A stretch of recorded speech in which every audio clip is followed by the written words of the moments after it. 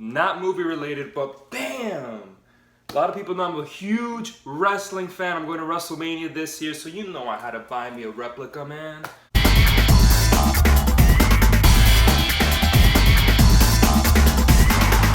How's it going, movie fans? My name is Jonathan Martinez and I am a man of movies. I love film and I love everything that encompasses film. The art of filmmaking has enamored me for all my life, and I'm just here for you to listen to my take.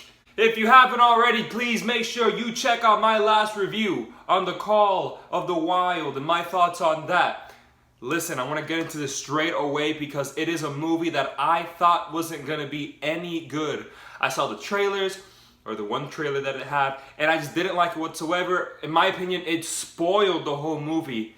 Little did I know it didn't spoil the whole movie, but it was actually a phenomenal film. And that is... There you are.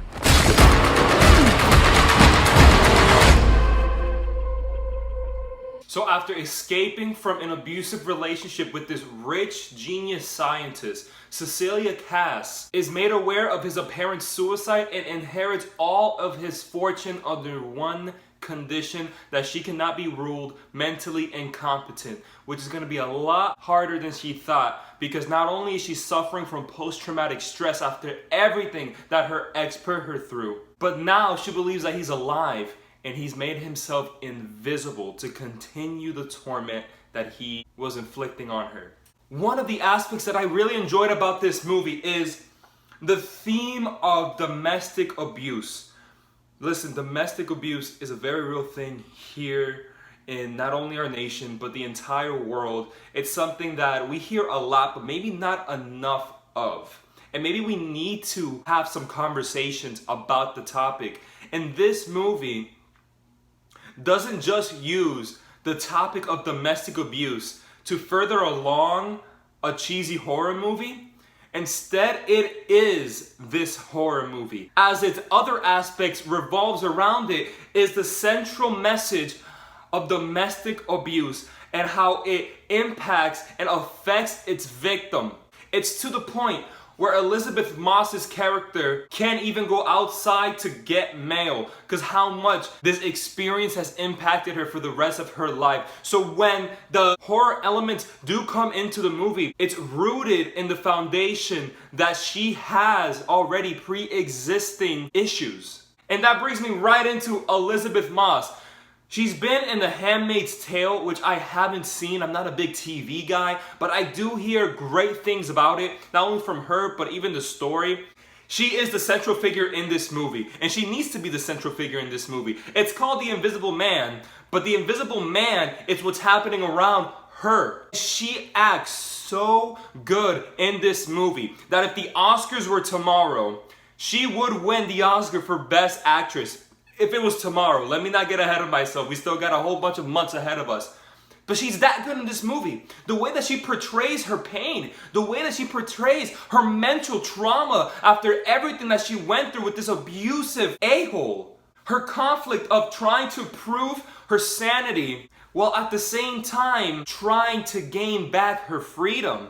Dude, it's so poetic and she portrays it so freaking well. And along with that shot is the freaking score.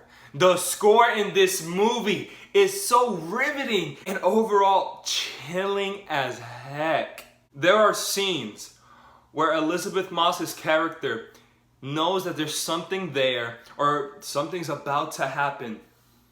And whether something happens or not, the most terrifying thing about that scene isn't its expected jump scare. It's the score that sends those chills down your spine, man. And going back to how the score plays to its chilling effect, that's how the horror is. There are jump scares in this movie, but the horror, more than the jump scares that do get you to jump out of your seat, it really gets your anxiety running. There are scenes in this movie where nothing is happening. Nothing is happening. Or maybe something is about to happen, and maybe it happens, or maybe it doesn't happen. But it's about to happen. And you just want to cover your eyes. You don't want to see it because that's what the horror is. I think the anxiety that it gave me before a jump scare was more scary than the jump scare itself. But what I will leave always remembering about the horror in this movie was how disturbing it was. And no spoilers here, but once you get to the restaurant scene with Elisabeth Moss's character and her sister, remember that you saw this video. I gotta applaud the writing in this movie for how complex it is. It kind of reminded me how complex Parasite was. Not that this is like Parasite. Parasite's one of the best films of all time. But the twists and turns and takes in this movie, the plot points planted throughout the movie, everything has a reason to be there. Every story point, every knot is untied by the end of the film.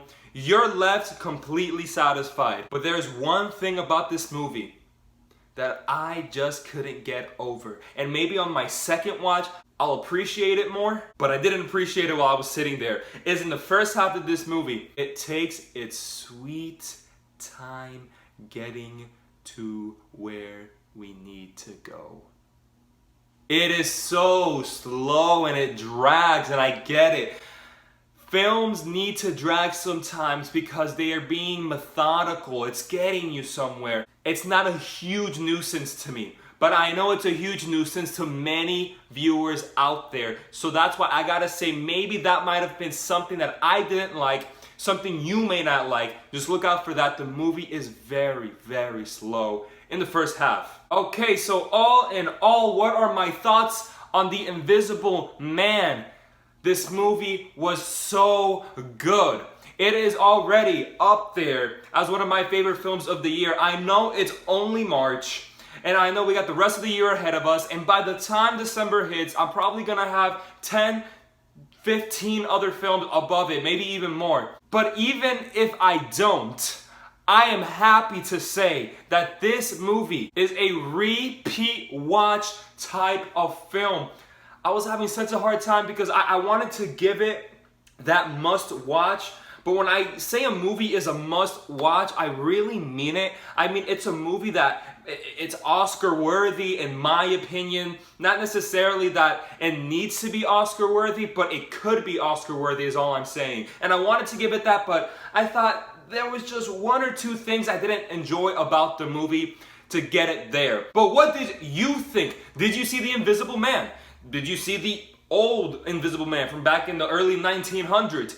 Did you not see the movie? Let me know in the comments below. Talk to me. Let's talk films together. What's your opinion? Leave a like.